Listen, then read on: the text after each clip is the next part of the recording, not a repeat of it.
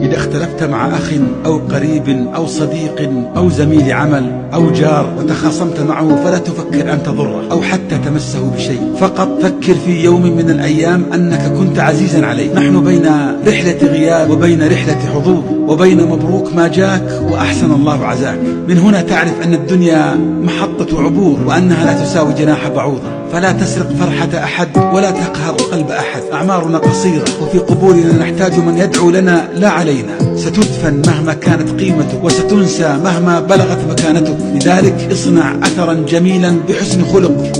عودوا أنفسكم أن تكون أيامكم احترام وإنسانية وإحسان وتفاهم وتسامح، حياة صافية، فالبصمة الجميلة تبقى وإن غاب صاحبها.